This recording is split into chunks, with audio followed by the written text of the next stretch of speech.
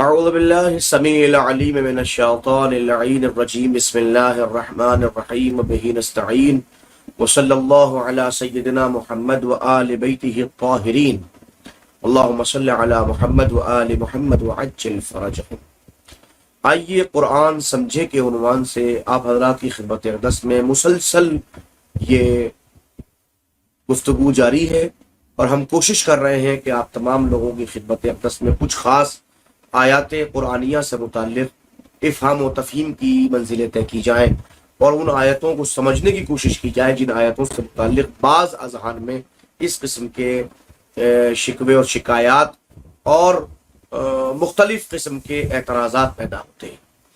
اگرچہ ہمارے کچھ دوستوں نے جہاں ہماری حوصلہ افزائی کی ہے وہاں پر کچھ کمنٹس اس قسم کے بھی آئے ہیں کہ جہاں پہ ہمارے کچھ دوست مزید قرآن مجید کی آیتوں کو سمجھنے کی کوشش کرنا چاہتے ہیں۔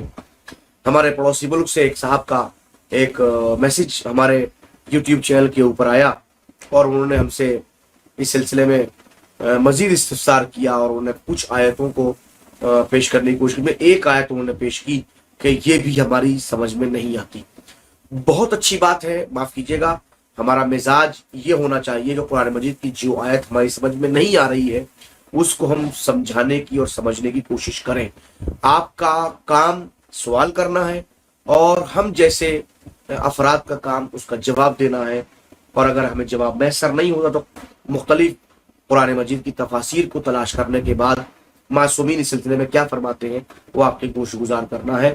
ہمارا مقصد قرآن مجید کی افہام و تفہیم ہے۔ اگر کوئی انسان قرآن مجید کی آیت کو نہیں سمجھ پا رہا ہے، یہ اچھی بات ہے، سوال اگر پیدا ہو رہا ہے تو یہ بھی شکر خدا کرنے کے لائق ہے کہ پروردگار نے ہمارے ذہن کو سوال کے لائق سمجھا ہے۔ مذمت وہاں ہوتی ہے کہ جہاں قرآن کو سمجھے بغیر اس قسم کی حرکت کی جاتی ہے کہ کورٹ کے اندر یہ اپیل دائر کی جائے کہ اس آیت کو قرآن مجید سے نکالا جائے۔ یعنی گویا آپ مکمل طور پہ قرآن مجید کی آیتوں کو سمجھ چکے ہیں، اور آپ یہ سمجھ رہے ہیں کہ یہ آیتیں واقعی قرآن مجید کے لائق نہیں ہیں، ان کے اندر لیاقت قرآن موجود نہیں ہے۔ تو یہ اس منزل کے اوپر میں سمجھتا ہوں کہ ایسے لوگوں کی مذمت ہونی ہی چاہیے، اس لیے کہ وہ بغیر سمجھے ہوئے اس بات کو دعویٰ کر رہے ہیں کہ ہم سمجھ چکے ہیں، حالانکہ وہ بالکل ناسمجھ ہے، جاہل ہے، اس منزل کو نہیں سمجھ پائے ہیں۔ اب جو لوگ سمجھنے کی کوشش کر رہے ہیں ہم کو استقبال کرتے ہیں، اور وہ تمام مومنین جو ہمارے ان دروس کو اور ہمارے ان بیانات کو قرآن مجید کے متعلق سمجھ رہے ہیں، وہ تمام لوگ جو قرآن مجید کے ان آیتوں کو ہمارے متعلق سمجھ رہے ہیں، ہمارے وہ تمام دوست اور وہ تمام احباب جو قرآن مجید کی ان آیتوں سے متعلق یا کسی اور آیتوں سے متعلق پڑھنے کے بعد سمجھنے کی کوشش کرتے ہوئے ہم سے استفسار کر رہے ہیں، ہم ان کا استقبال کرتے ہیں اور ان سے کہتے ہیں کہ بسم اللہ، آپ قرآن مجید کی آیتوں کو پڑھیں، فکر کریں، سمجھنے کی کوشش کریں۔ انشاءاللہ جس حد تک ہم سے ہو سکے گا انشاءاللہ ہم خدمت اقدس کے اندر حاضر ہوں گے۔ آئیے ہم قرآن مجید کی تقریباً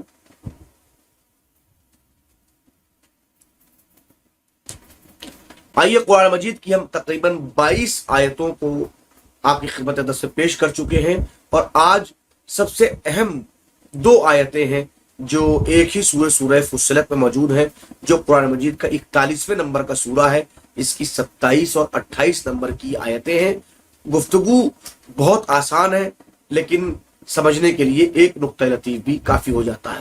آئیے پہلے ہم آیہ کریمہ پڑھتے دونوں کو، اس کے بعد پھر گفتگو شروع کرتے ہیں۔ بسم اللہ الرحمن الرحیم۔ فَلَنُذِيقَنَّ الَّذِينَ كَفَرُوا عَذَابًا شَدِيدًا وَلَنَجْزِيَنَّهُمْ أَسْوَأَ الَّذِي كَانُوا يَعْمَلُونَ۔ ہم کفار کو ضرور بھی ضرور سخت عذاب چکھائیں گے، اور ان کے برے اعمال کی بدترین سزا ان کو ضرور دی جائے گی۔ ذَلِكَ جَزَاءُ أَعْدَاءِ اللَّهِ النَّارِ، یہی آگ دشمنان خدا کی سزا ہے۔ لہم فیہا دار الخلد، اس میں ہمیشہ ان کو رہنا ہوگا۔ جزاء بما کانوا بآیاتنا یجحدون، اور یہ ان کی اس بات کی سزا ہے کہ ہماری آیتوں کا انکار کرتے ہیں۔ سمجھ لیا آپ نے؟ آیات کو پڑھنے کے بعد خود سمجھ میں آ گیا ہوگا کہ سوال کہاں ہے۔ ظاہر ہے کہ جہاں لفظ کافر آ جائے اور قتل کرنے کا اور عذاب کا مرحلہ ہو اور وہاں کوئی اعتراض نہ کرے تو کیسے ممکن ہے؟ اس کا مطلب یہ کہ اعتراض لفظ کفار کے لیے ہے، عذاب کا تعلق ہے تو پھر پریشانی کن لوگوں کو ہوگی؟ میں بارہا کہہ چکا ہوں ان ایام میں، ماہ مبارک رمضان میں، جب اس حوالے سے گفتگو کر رہا ہوں، بار بار کہہ رہا ہوں، کفار کسی خاص گروہ کا نام نہیں ہے، کسی خاص دھرم مذہب کے لوگوں کا نام کافر نہیں ہے۔ پھر سمجھیے، کافر کا مطلب کسی خاص مذہب، کسی خاص دین، کسی خاص دھرم سے متعلق بالکل نہیں ہے۔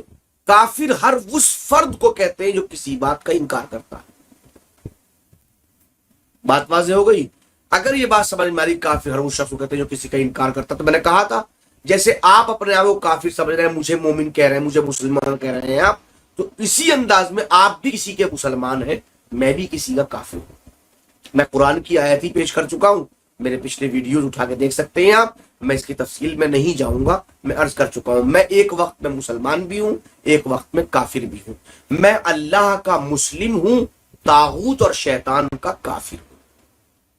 شیطان کی نظروں میں کافر ہوں، مجھے چونکہ میں اس کا انکار کرتا ہوں، اس کے احکامات کو فالو نہیں کرتا، جو میں اس کو فالو نہیں کرتا میں اس کا کافر ہوں۔ یہ سب سے بڑی بات ہے۔ اب یہاں سورہ فصلت کی دونوں آیتوں سے پہلے پلیز اگر آیت کو سمجھ کے تھوڑا سا مزہ لینا ہے تو آئیے اس سے پہلے آیت نمبر 26 کو پڑھ لیجئے، خود بخود مسئلہ ایکسپلین ہو جائے گا، خود بخود بات واضح ہو جائے گی۔ آیت نمبر 26 اسی سورہ فصلت کی 27 اور 28 سے پہلے آیت نمبر 26، 26 27 28 ان دونوں پہ اعتراض ہے نا، تو ان دونوں آیتوں میں 26 نمبر کی آیت کو پڑھ لی۔ سورہ فصلت قرآن مجید کا 41 نمبر کا سورہ ہے۔ آئیے پڑھتے ہیں۔ وقال الذين كفروا لا تسمعوا لهذا القرآن والغوا فيه لعلكم تغلبون۔ جو لوگ کافر ہیں وہ کہتے ہیں کہ اس قرآن کو نہ سنا کرو، اور جب بھی کہیں قرآن پڑھا جائے تو شور مچا دیا کرو تاکہ تم غالب آ جائے۔ ہمیشہ مکے کے کافروں کا یہ حربہ تھا، یہ طریقہ تھا کہ جب بھی قرآن مجید کی تلاوت ہوتی تھی تو وہ لوگ اپنے کانوں میں انگلیاں ڈال دیا کرتے تھے، کوشش کرتے تھے کہ قرآن مجید نہ سنا جائے۔ ہمیشہ ان کا طریقہ کار یہ تھا کہ وہ اس قرآن مجید کے اثر سے خوف زدہ رہتے تھے۔ حد یہ ہے کہ کوئی باہر سے آنے والا مکے میں آتا تھا تو اس کو کہتے خبردار قرآن نہ سننا۔ آخر قرآن میں ایسا کیا ہے؟ یہ خود قرآن مجید کے معجزہ ہونے کی سب سے بڑی دلیل ہے کہ اس کی سماعت بھی لوگوں کے دلوں پر اثر انداز ہوتی ہے۔ اگر کوئی سنتا ہے تو اس کے اوپر بھی اثر انداز ہوتا ہے۔ لہذا کیا کام کیا؟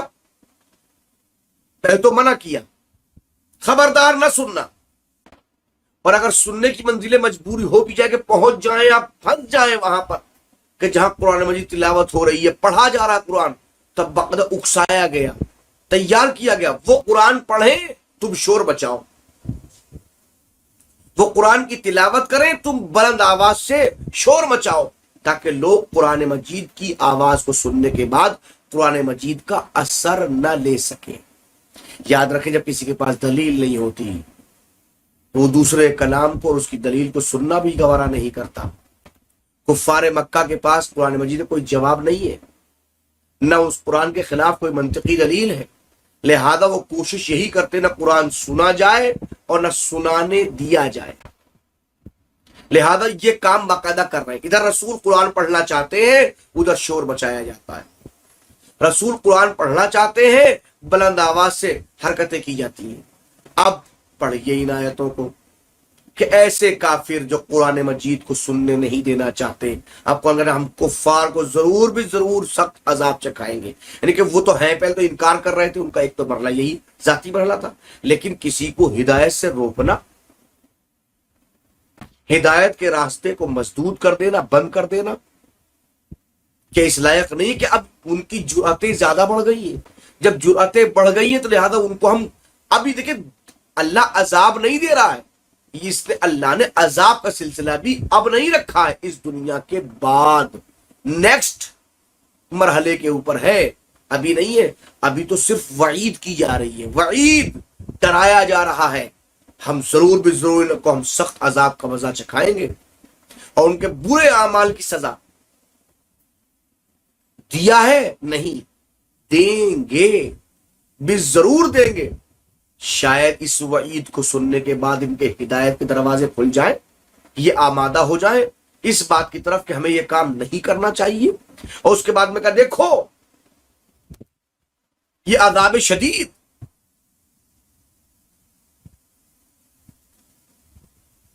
جس کو قرآن آگ کا عذاب کہتا ہے، کسی اور کے لیے نہیں ہے، اللہ کے دشمنوں کے لیے۔ اس لیے کہ یہ قرآن تو رسول سنا رہا ہے، آواز بلند کر رہے ہیں، دشمنی رسول سے کب ہوئی؟ دشمنی قرآن سے ہوئی، قرآن ہمارا کلام، اس کا مطلب ہم سے گفتگو، ہم سے دشمنی ہوئی۔ جب ہم سے دشمنی ہوئی تو ہمارے دشمنوں کی سزا کیا ہے؟ جہنم ہے، آگ ہے، نرک ہے۔ جو ہمارا دشمن ہے وہ جہنم میں جائے گا، کب تک رہے گا؟ کہ ہمیشہ رہے گا۔ پروردگار کیوں، کس لیے ایسا کیوں رکھا گیا؟ کہ اس لیے رکھا گیا کہ یہ ہماری آیتوں کا انکار کرتے ہیں، قیامت کے دن ان کے بدترین اعمال کی سزا دی جائے گی۔ معمولی جرائم کی تو نوبت ہی نہیں آئے گی، کیونکہ بڑے بڑے جرائم ان کو عذاب میں خود مبتلا کر دیں گے۔ جہنم کے علاوہ آدائے پروردگار، دشمنان پروردگار کی کوئی جگہ نہیں ہے۔ اور یہی وجہ بھی ہے کہ جب آگ کے عذاب کی بات آتی ہے تو ایک دو نہیں، مختلف روایتیں میری نظروں کے سامنے ہیں کہ جہاں سرور کائنات نے اور ہمارے ائمہ معصومین نے صراحتاً منع کیا ہے کہ کسی انسان کو، کسی بھی جانور یا کسی بھی انسان کو ساتھ میں آگ کا عذاب نہیں دینا چاہیے۔ حرام ہے کسی انسان کو آگ کے حوالے کر، اس لیے کہ یہ آگ کا عذاب صرف اور صرف فقط اور فقط اللہ جل جلالہ تعالیٰ کریم کے ہاتھ میں، اس کے علاوہ کسی کو یہ حق نہیں ہے کہ کسی مخلوق خدا کو آگ کا عذاب دے۔ اور یہ جو عذاب کا تعلق یہاں پہ کہا گیا ہے، اس کا تعلق اس دنیا میں نہیں ہے۔ یاد رکھیں، ہمارے گھر کا دستور ہے، تربیت کا انداز ہوتا ہے، اور ہمارا ہی نہیں، ہر گھر کا، چاہے گھر مسلم کا ہو یا نان مسلم کا ہو، ہندو کا ہو یا مسلمان کا ہو۔ جب ماں باپ اپنے بچوں کو تعلیم دیتے ہیں تو تعلیم کی دو اہم عنصر ہوتے ہیں، دو اہم جہتیں ہوتی ہیں، دو اہم پوائنٹ ہوتے ہیں جن کے اوپر پوری تربیت بچوں کی ڈیپینڈ کرتی ہے۔ ایک کا نام ہے بشارت، ایک کا نام ہے نذارت، ایک کا نام ہے خوشخبری دینا، ایک کا نام ہے ڈرانا، ایک کا نام ہے شوق دلانا، ایک کا نام ہے کہیں ڈرا دینا۔ بچے کو کامیاب کرنا ہے، یہ کام کرو گے تمہیں یہی انعام میں ملے گا، اچھے نمبروں سے پاس ہوگے تمہیں سائیکل دلائی جائے گی، تمہیں موٹر سائیکل لا کے دی، تمہیں فون لا کے دیا جائے گا، تمہیں یہ لا کے دیا، جو وہ کہہ رہا اس کو لا کے دیا جائے گا۔ کیوں؟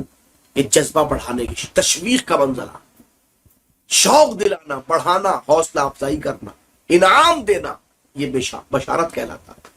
پر خبردار یہ نہیں کیا، گھر میں قدم نہ رکھنا، کھانا نہیں ملے گا، تمہیں ساری سہولتیں لے لی جائیں گی، تمہیں فون دیا تھا ہم واپس کر لیں گے، تمہیں یہ دیا تھا یہ لے لیں گے۔ یہ کیوں؟ یہ کیا ہے؟ یہ نذارت ہے، یہ ڈرانا ہے۔ قرآن مجید کی ان دونوں آیتوں کے اندر قیامت کے عذاب سے ڈراتے ہوئے ان کافرین کو کہ جو اللہ کی آیتوں کا انکار کر رہے ہیں، ہدایت کے راستے ہموار کی جا رہے ہیں، دہشت گردی کی تعلیم نہیں دی جا رہی۔